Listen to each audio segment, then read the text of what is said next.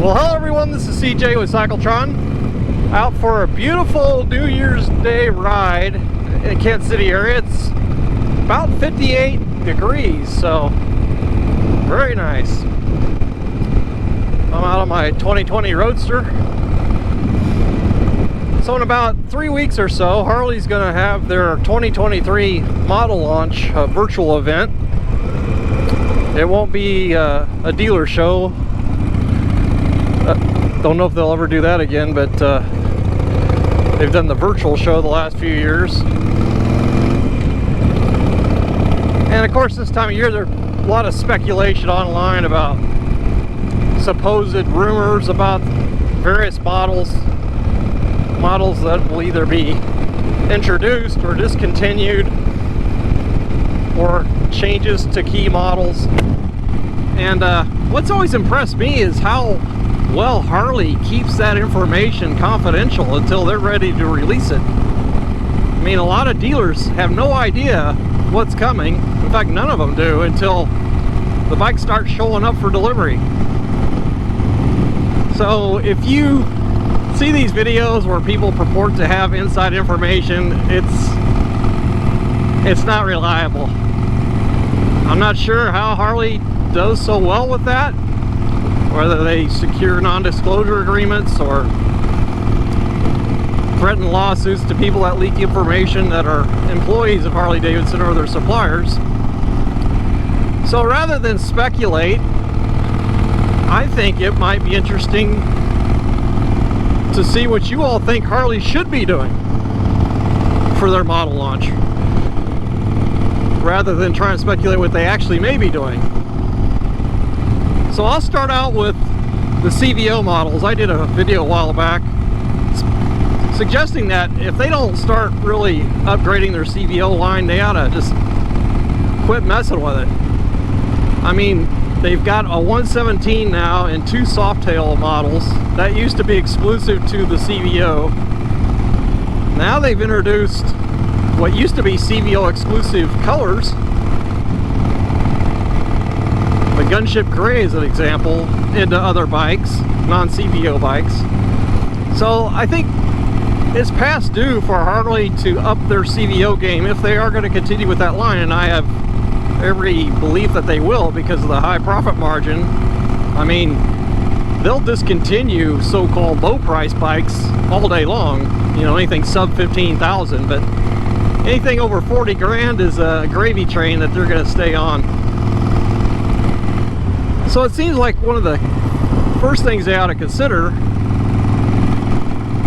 would be a larger engine.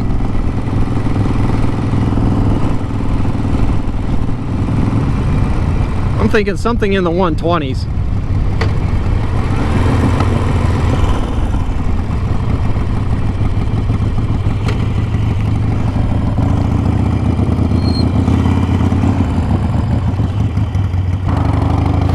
Maybe like a 124 cubic inch engine, something like that. Maybe some other performance enhancements to the CVO line. I think that would be in order. Then you've got the likelihood of them introducing yet another liquid cooled model. They've got the Sportster S, the Pan America 1250, and the Nightster. I did a video on the midsize adventure touring bike segment, and in that video I indicated it might be an opportune time for Harley to introduce a 975cc version of the Pan America. Now, what Harley's done in the last few years is the new models usually aren't announced with the overall model line in the third week of January. Those might follow a month or two afterwards. I think Harley's going to stick to the same playbook. You know, I remember a couple years ago, Harley discontinued hydraulic clutches on their touring bikes, and people didn't realize they were going to do that until the bikes just started showing up for dealer delivery with cable clutches. So that's just another example of how well they're able to keep this information close to the vest.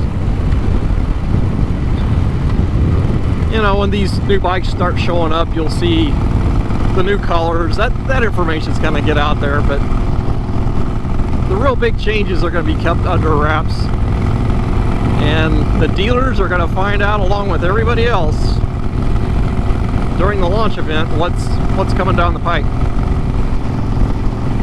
So let's see what else. They've got the 117 now in 2 of the Softail models, the Street Bob and the Lowrider S and ST, I suppose, 3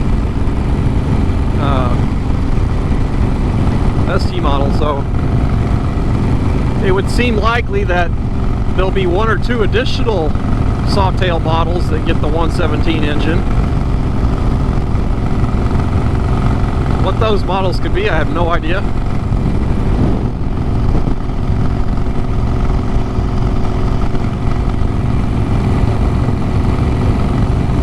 I think another thing Harley should be doing, and I don't look for it anytime soon, and that is to introduce a liquid-cooled touring motorcycle. Something that would compete with the Indian Challenger or the Indian. So again, I don't necessarily think that's going to happen anytime soon, but I'd be curious to see what you all think about that. And then they've got their Icon models that they've been releasing the last couple of years, so there's no doubt going to be another Icon model, and it's probably going to be announced during the January launch event. So what do you think you'd like to see there?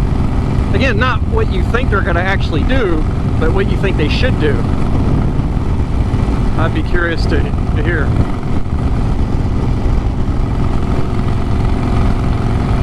Some of the dealers are putting on events, so you can come in, they'll stream the launch event inside their dealership, serve food and drinks, so that might be kind of a fun thing to do in the middle of winter if you're in a part of the country that has a real winter.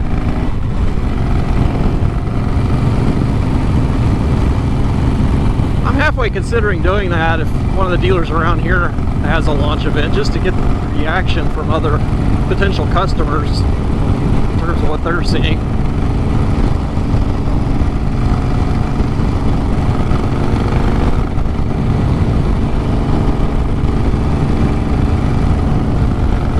So again, a quick video today. I am really interested in what you all think Harley should be doing this year for model upgrades and new models. So please let me know in the comments section, and thanks very much for watching.